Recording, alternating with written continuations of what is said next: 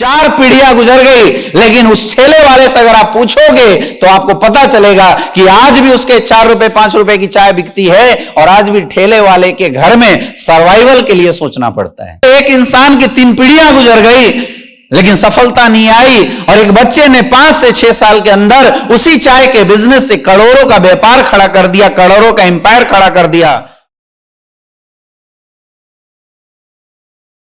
अगर हमें बड़ी सक्सेस चाहिए बिजनेस वर्ल्ड के अंदर, तो अपने बिजनेस को ऑर्गेनाइज वे में करने की कोशिश करना पड़ेगा। और इस ऑर्गेनाइज वे को ही, एक बराबर नाम आप लोग सुनते हैं अपने बिजनेस के अंदर, इस ऑर्गेनाइज वे को ही माय डियर फ्रेंड बोला जाता है सिस्टम। क्या बोलते हैं इसको? इस ऑर्गेनाइज वे को ही बोला जाता है सिस्टम। जब से आप ज्वाइन हुए तब से एक वर्ड आप लोग बार बार सुनते हैं, सिस्टम, सिस्टम और सिस्टम।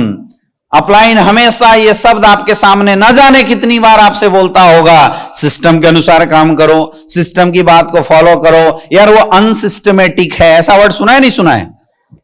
हाँ या ना? उसने सिस्टम डेवलप नहीं किया, बोलते नहीं बोलते हैं बार बार, है ना? कोई बोलता सर मेरी ग्रोथ क्यों नहीं हो रही है, बोला सर आप क्योंकि सिस्टम के साथ काम नहीं कर रहे हैं इसलिए आपकी ग्रोथ नहीं हो रही है। तो डायरेक्ट सेलिंग इंडस्ट्री में यह शब्द खुद ही एक बड़ा कंफ्यूजन क्रिएट करता है, क्योंकि हम सब नॉर्मल जगह से बिलोंग करने वाले लोग हैं और सिस्टम केवल हमने सुना है, हमने आज तक सिस्टम डेवलप करते हुए आज तक किसी को देखा नहीं है, इसलिए यह कंफ्यूजिव वर्ड है।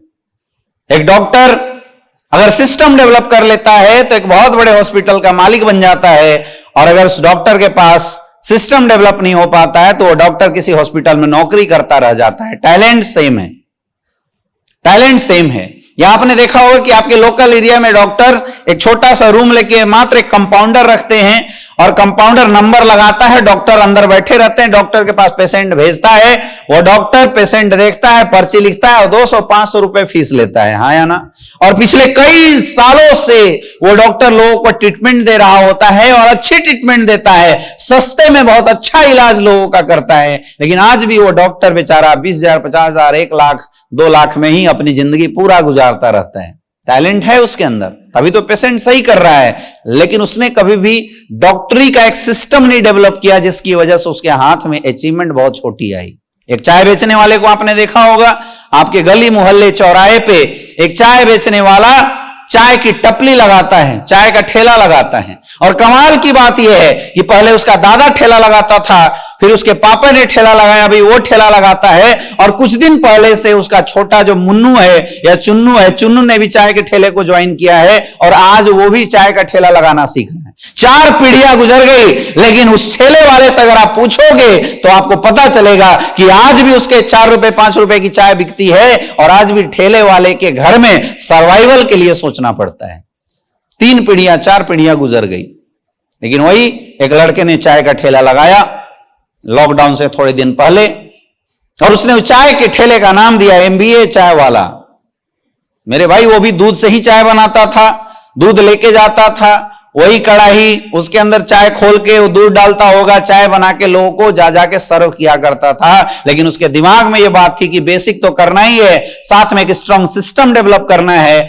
और वो लड़का चाय बेचते बेचते आज कई करोड़ों की उसने कंपनी खड़ा कर दी और नाम दिया MBA चाय वाला। डिफरेंस समझो, धंधा चाय का ही है। एक इंसान की 3 पीढ़ियां गुजर गई, लेकिन सफलता नहीं आई, और एक बच्चे ने 5 से 6 साल के अंदर उसी चाय के बिजनेस से करोड़ों का व्यापार खड़ा कर दिया, करोड़ों का एम्पायर खड़ा कर दिया। डिफरेंस किस चीज का है? डिफरेंस है सिस्टम डेवलप करना और सिस्टम डेवलप ना करने का। वो जो चुन्नू चाय वाला था, उसने आज तक अपने चाय का कोई सिस्टम नहीं बनाया, और MBA चाय वाले ने चाय का एक स्ट्रॉन्ग सिस्टम बना दिया, इसलिए करोड़ों की कंपनी खड़ी हो गई। बात समझ में आ रही है? बात समझ में आ रही है? बात समझ में आ रही है?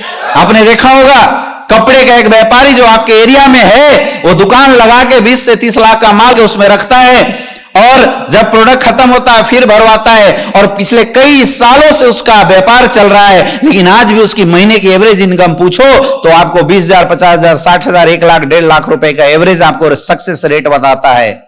लेकिन वही कपड़े का व्यापार वी मार्ट वालों ने भी किया, वही कपड़े का व्यापार मैक्स वालों ने भी किया।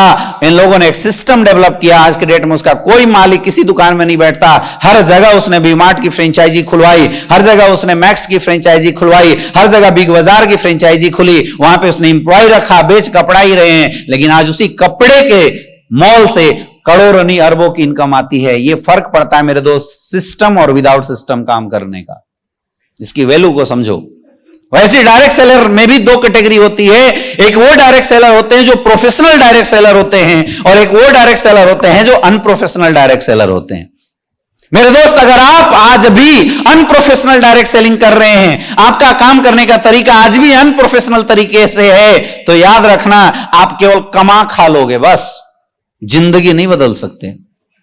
और अगर जिंदगी बदलना है तो आज अभी से आपको प्रोफेशनल डायरेक्ट सेलिंग वे को अपनाना पड़ेगा अपने जीवन में। Same appliance, same company, same product, सब कुछ सेम। दो लड़के एक साथ बिजनेस की शुरुआत करते हैं, एक क्राउन डायमंड बन जाता है और एक आज भी टोपाज रूबी स्टार बनकर भटकता है। दोनों ने सेम मेहनत किया, सेम अपलाइन का गाइडलाइन मिला, सेम ट्रेनिंग अटेंड करने का मौका मिला। फर्क सिर्फ इतना पड़ा कि एक इंसान ने प्रोफेशनलिटी को समझा और अपने बिजनेस में अपनाया और दूसरे ने सुना ही नहीं। लेकिन प्रोफेशनल बनना इतना आसान नहीं है। प्रोफेशनल नेटवर्कर बनने के लिए नेटवर्क मार्केटिंग इंडस्ट्री के सारे वसूल, सारे नियम कानून को फॉलो करना पड़ेगा। Are you ready? क्या आप तैयार हैं? जिनके हाथ नहीं उठ रहे हैं, क्या आप तैयार हैं?